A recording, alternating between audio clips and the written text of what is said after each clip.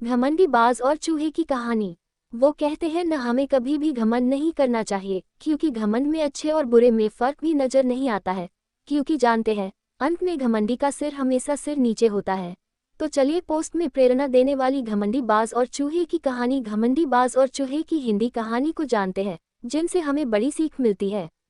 एक बार की बात है, एक बाज अपनी पत्नी के साथ जंगल के पास वाले पहाड़ों के चट्टानों पर बने गुफा में रहता था। तभी एक दिन बाज अपनी पत्नी से बोला, क्यों न जंगल के बीच ही घोंसला बनाकर रहा जाए। जंगल में रहेंगे तो शिकार के लिए ज्यादा मेहनत भी नहीं करनी पड़ेगी, क्योंकि जंगल में तो कई छोटे मोटे जानवर शिकार के लिए मिल ही जाएंगे। बाज की यह बात सुनकर उसकी पत्नी जंगल में रहने को तैयार हो गई। फिर इसके बाद बाज के इस जोड़े ने जंगल के एक सबसे ऊंचे पेड़ पर अपना घोंसला तैयार करना शुरू कर दिया। धीरे धीरे कुछ दिनों के रहने के बाद अब मौसम भी बदल चुका था। तभी एक दिन बाज की पत्नी ने घोंसले में अंडे दिए, जिससे बाजों का ये जोड़ा बहुत ही खुश था कि कुछ ही दिनों में उनके छोटे छोटे चूजे होंगे और वो उनके साथ एक साथ आसमान में उड़ेंगे। अब बाज अपनी पत्नी को अंडों के पास छोड़कर अकेले ही शिकार के लिए निकल जाता था और उसकी पत्नी घोंसले में रहकर अंडों की देखभाल करती थी।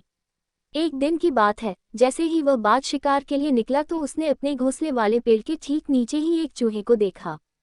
फिर उसी समय बाज ने एक ही झटके में उस चूहे को अपने पंजों में दबोच लिया। तभी चूहा अपनी मौत को सामने देखकर घबरा गया और बोला, बाज भाई, आप तो पक्षियों के राजा हैं, मुझ पर दया करो। मेरे जैसे छोटे चूहे को खाकर आपकी भूख शांत नहीं होगी। अगर आप मेरी जान को छोड़ दो तो मैं आपको एक ऐसी बात बता सकता हूँ जो आपके और आपके परिवार के बहुत काम आएगी। चूहे की ये बात सुनकर बाज रुक गया और हंसते हुए बोला कि ठीक है, बताओ तुम क्या कहना चाहते हो। तब चूहे ने बोलना शुरू किया, बाज भाई, मैं जानता हूँ कि आप इस पेड़ के ऊपर घोंसला बनाकर अपने परिवार के साथ बहुत खुशी से रहते हो और मैं भी इस पेड़ के नीचे बिल बनाकर रहता हूँ। तो बात यह है कि इस पेड़ की जड़ें बिल्कुल खोखली हो चुकी हैं और इन जड़ों की पकड़ जमीन पर बहुत कमजोर हो गई है, इसलिए यह पेड़ किसी भी समय गिर सकता है। तो बाज भाई, आप इस पेड़ को छोड़कर अपने परिवार के साथ कहीं और घोंसला बना लीजिए, वरना ये पेड़ कभी भी गिर गया तो इससे आपके परिवार को बहुत ही भारी नुकसान हो सकता है। तभी बाज ने गुस्से में कहा कि तुम सिर्फ अपनी जान बचाने के लिए ऐसा कह रहे हो। मैं पक्षियों का राजा, भला तुम जैसे छोटे मोटे जानवर की बात पर विश्वास क्यों करूं। मैं इतना ताकतवर हूं कि अगर मेरे परिवार पर कोई मुसीबत आ भी जाए तो मैं अकेला ही उसे संभाल लूंगा। लेकिन हाँ, तुम्हारी एक बात सही है कि तुम जैसे छोटे जानवर को खाकर मेरा जरा भी पेट नहीं भरेगा, इसलिए मैं तुम्हें छोड़ रहा हूँ। चूहा जानता था कि ये पेड़ कभी भी गिर सकता है, इसलिए वह ये चाहता था कि बाज अपना घोंसला छोड़ दे, लेकिन बाज अपने घमंड के कारण चूहे की बात को अनसुनी कर देता है। लेकिन चूहे का मन ये सोचकर बहुत खुश था कि बाज ने उसे जिंदा छोड़ दिया था और उसे एक नई जिंदगी दी है। ये बाज का उस पर एक एहसान था। तभी एक दिन की बात है, जैसे ही बाज शिकार करने के लिए घोंसले से निकल पड़ा, वैसे ही पीछे से एक बड़ा नेवला पेड़ पर चढ़ गया और वह नेवला बाज के घोंसले तक पहुंच गया और अपने दांतों से बाज की पत्नी को डराने लगा। शायद उसकी इच्छा बाज के अंडों को खाने की थी। बाज की पत्नी ने भी वापस उस नेवले पर हमला किया, मगर बाज की पत्नी नेवले की इस हरकत से वह बहुत घबरा गई। तो जैसे ही बाज वापस अपने घोंसले पर आया, तब उसकी पत्नी ने उसे सारी बात बताई और कहा, मुझे डर है कि वह नेवला फिर से हमारे अंडों पर हमला करेगा, इसलिए हमें जल्दी ही यह पेड़ छोड़ देना चाहिए, क्योंकि मैं अपने बच्चों से बहुत प्यार करती हूँ।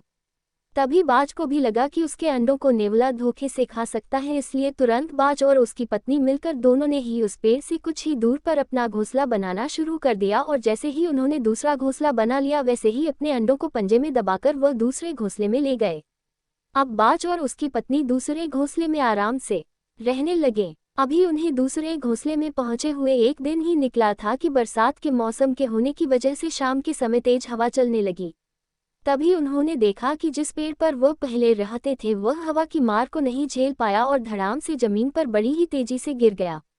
वो पेड़ अपनी जड़ों के साथ ही पूरी तरह उखड़ चुका था।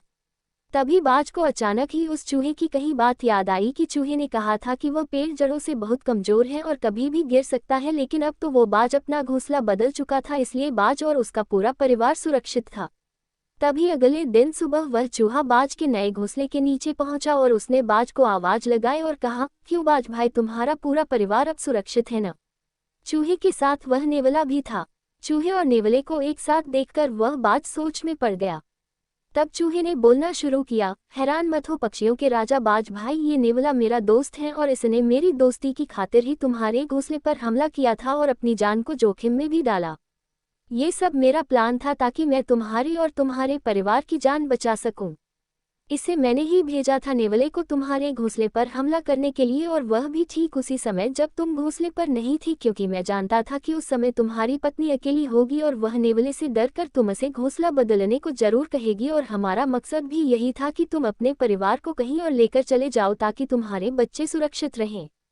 तभी यह सब सुनकर बाज बड़ी ही शर्मिंदगी महसूस कर रहा था कि उसने चूहे की बात नहीं मानी, और इस तरह चूहे ने अपने जान बचाने के बदले उनकी भलाई कर चुका था और अपने जान का एहसान उतार चुका था। इस तरह अब उस बाज का घमंड भी चूर चूर हो चुका था।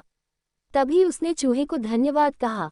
कहानी से शिक्षा। आज की कहानी घमंडी बाज और चूहे की कहानी। घमंडी बाज और चूहे की हिंदी कहानी हमें ये सिखाती है कि हम चाहे कितने भी काबिल, कितने भी होशियार या कितने भी ताकतवर ही क्यों न हो जाए, लेकिन हमें कभी भी अपने आप पर घमंड नहीं करना चाहिए और कभी भी किसी को छोटा या मामूली समझकर उसे कमजोर भी नहीं समझना चाहिए। तो आपको ये कहानी जो होता है घमंडी बाज और चूहे की कहानी कैसी लगा, कमेंट बॉक्स में ज़रूर बताएं और इस कहानी को भी शेयर ज़रूर करें।